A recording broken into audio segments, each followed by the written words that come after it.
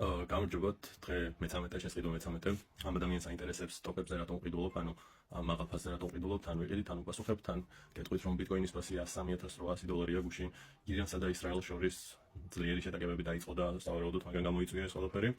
კარგი, მოკლედ ახლა შესყიდვას გავაკეთებ და ამ ადამიანს გავცეთ პასუხი რატომ ვყიდულობთ ტოპებზე. კი ბატონო, გუშინ ამაგდა რაღაც და მაგას შემოვსებ, აი შესაძლოა გაგეთდა. კაი, მოკლედ რაც შეეხება ტოპებზე რატომ ვყიდულობთ.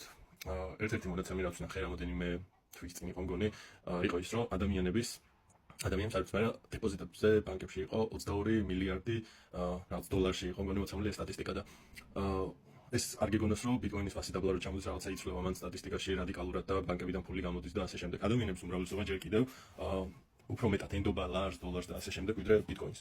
და ამ ფასზე მე არ ვფიქრობ რომ ეს ამ ციკლის ყველაზე მაღალი ფასია, ნუ სადღაც საშუალოზე მაღალი შეიძლება იყოს.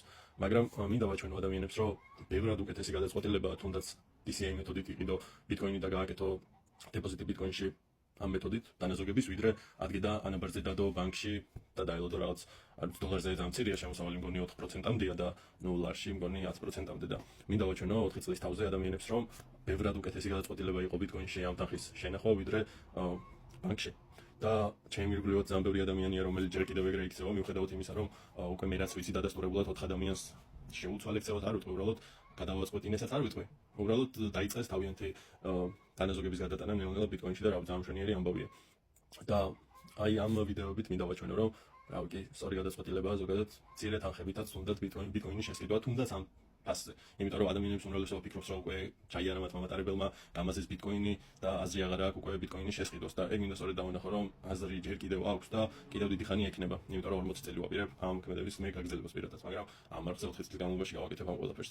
ხო და მიზანი სრულდება რომ ადამიანებს რავი უიმედობა მათ გონებაში ასე ვთქვათ დაუმსხვრიო და მივცე იმედი იმის რომ ჯერ კიდევ აქვთ შანსი და არ დავუკარგავ და არ გავუმაზავთ ბიტკოინი. იმიტომ რომ ვფიქრობ რომ ბიტკოინი იქნება ერთ-ერთი საუკეთესო აქტივი დანაზოგების შესანახად რაც დრო გავა, იმიტომ რომ ჯერ მხოლოდ 6% ენდობა სამყაროში ბიტკოინს და ეს ნდობა ნელ-ნელა იზრდება დროთა განმავლობაში.